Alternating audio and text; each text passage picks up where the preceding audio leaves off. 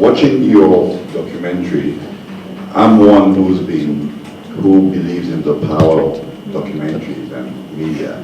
And I think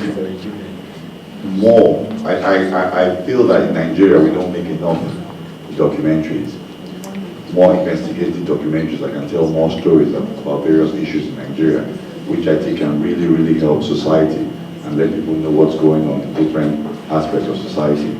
So even as being a student in the School of Media and Communication, I actually encourage them, if possible, to do things like competition. I mean, she's 10 years old, and where she's coming from, they're doing documentary competitions. And I don't think we have enough of those going on here. Because I think things like that, if you have people in Sokoto, in Borno, all over Nigeria, doing documentaries on things that can help shape different aspects of society, I think that will really go far in helping us move forward in Nigeria. Thank you. The problem concerning the manpower gap in Nigeria should be looked at from what I call the mistakes of Nigerians themselves. Some 2 years or 3 years back, a young girl came to me and said, "Uncle, please help me with this questionnaire. I am studying in California and we're doing this study." I said, "When you finish your study, what are you going to do? Are you coming back to Nigeria?" She said, "Yes, okay, take your questionnaire where I'm not signing for." Why do I say so? We've got a lot of people that spend hard currency to train, and the moment they finish their training, they choose to stay over there. And so we have a lot of manpower that is stopped abroad that we want to use here for our own development. And then I think it's time we begin to look at that,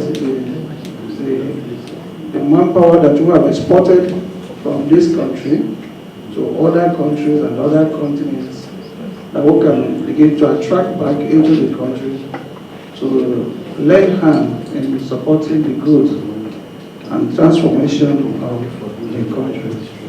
Thank you again and welcome back home.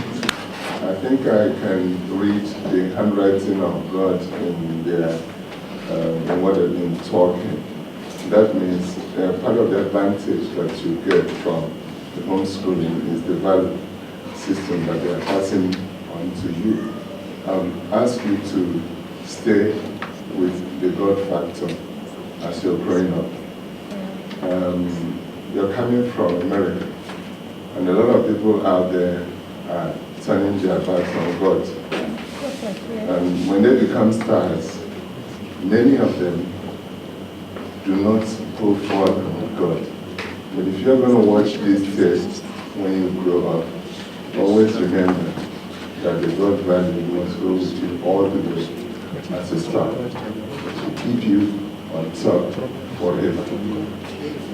Thank you. I also want to say generally as a comment that the reason Zuriel can think of creativity is because of she's not hungry. She's not thinking of where the next meal is going to come from. So private individuals, wealthy individuals, corporate organizations, instead of spending so much on juvenile delinquent celebrities that we celebrate today, can decide to invest in the younger generation, in children, in creative competitions, in scholarships and things like that to advance Nigeria. Because there could be a child as talented as this on the streets, hawking pure water or something, and there's going to be no time or there's going to be no room for such creativity or innovation that could change Nigeria. Probably the answer to Nigeria's problems is on the streets, under the bridge, or a conductor somewhere who has no idea of his or her potentials. So I'm saying this because there's somebody from Dangote Industries here. We could take the message back to his boss that there is need to invest in children that do not have any other source of provision, probably children from less privileged homes. Thank you. And finally, my sister, she's very special. I love her documentary. She's very special, and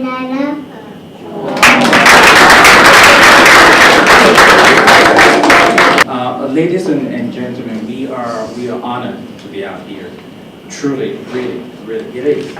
It is. You know, Wales will be proud of it. And I want to say to people back in the States, if there's 10 of us that have the same skills, if one of us drops there, don't replace the other one just like that. But when you bring those skills back home where it's lacking, if that person's out of the same, they feel it a lot more. This is where we need it. This is where our talents are needed. We had opportunities to showcase our back in the States first. But if we did that, then what's left? Then she becomes one of them.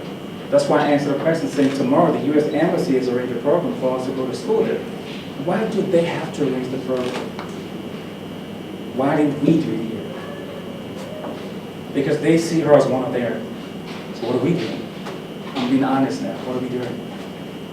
They said, it's okay, just come in, we got her covered. They've arranged everything. Everything. But we had flights to get to, so we didn't have to. You know, gentleman out made a comment saying, you know, the environment, he said about the golf factory, he said about the kids here. This is home, this is where we like to fix.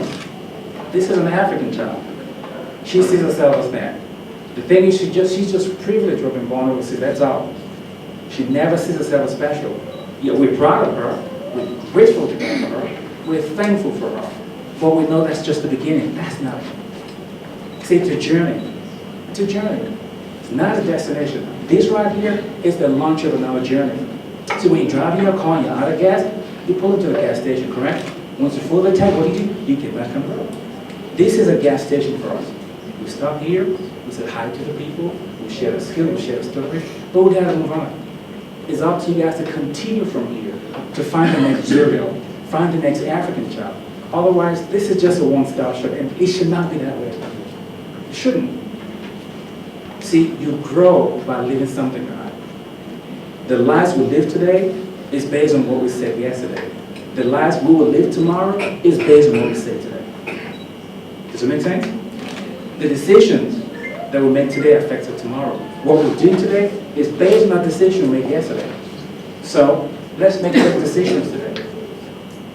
Let's make good. Just say when she was age 9, she did it for age 9. When I was age 9, I wasn't thinking, I don't know who here was age 9 thinking of documentaries. She was. Down this little Ghana. I said, why? Because you said think outside the box. Yeah, but I didn't say fly 6,000 miles to Accra. But that's what she chose to do.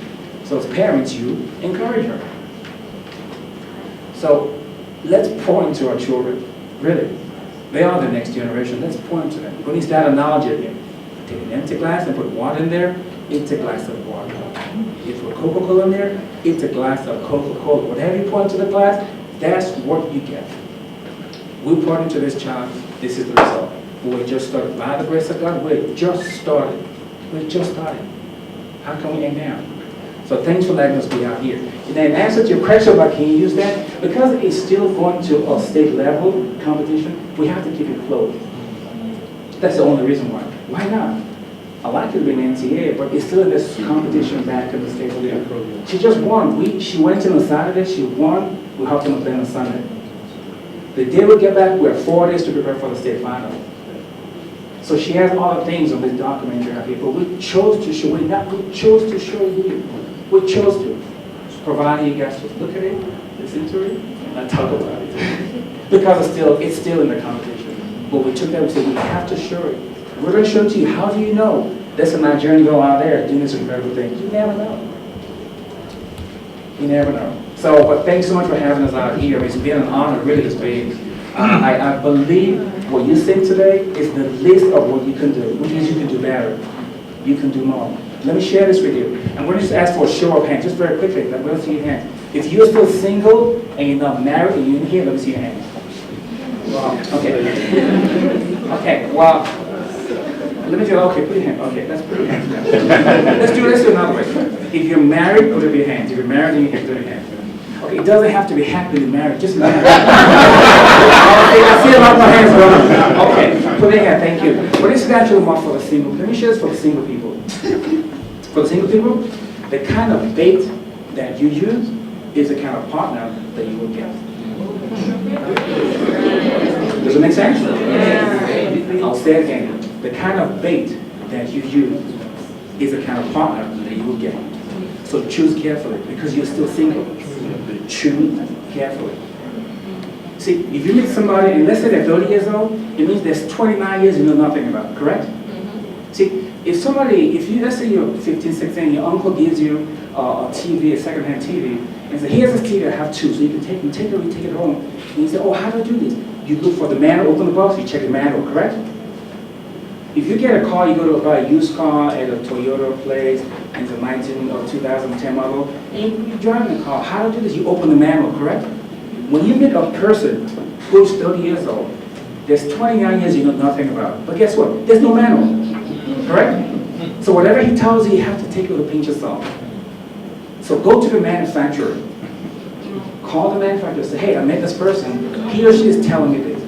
What should I do? Do not make a decision based on what you see. Because what you see changes. Does it make sense? Yeah. See, I'm standing here. I can't see who's behind me. That's how blind I am. So how can I make long-term plans? It means I'm not thinking right. See, a fool is somebody who knows not that they know not. That's what I mean. So if you want knowledge, log on to the internet. If you want wisdom, talk to me. Thanks so much. Appreciate it. Hello, everybody, and to you again. First, I would like to, on behalf of FT5 and every other person seated here, members of the faculty and school, I'd like to thank the parents for the investment you made in these children. Every other person who's made one form of investment or the other, family, friends, and the institutions that are represented or not represented here. In Africa, the Ubuntu philosophy says that you're somebody because of other people. She's somebody because of you. She'll be somebody tomorrow because of us, because we met her. And for even thinking, supporting her dream, bringing her all the way, we want to say thank you. For everyone here, as we leave today, is not just another event. Someone said something that has stuck to my brain since I heard it. They said, if you heard that the little boy you see walking on the street without shoes will become president of Nigeria tomorrow, would you treat that child differently? Our investment, like he said, is what gives us our future. So as we leave this place today, let us be inspired to take an action that will have a multiplier effect in the right direction. Thank you very much. Okay, good afternoon, everybody. I'm doing this on behalf of the Dean of the School of Media and Communication. I make this presentation to you, Zuriel, for this wonderful activity you have brought us into today. We pray that we will have opportunity to meet with you again. I hope you will have to bring her again. This year, next year, we would like to see you again. So we'll make this presentation to you, something from Nigeria. I just asked the question, if you are supposed to wear it now. And they said later. Okay? So congratulations.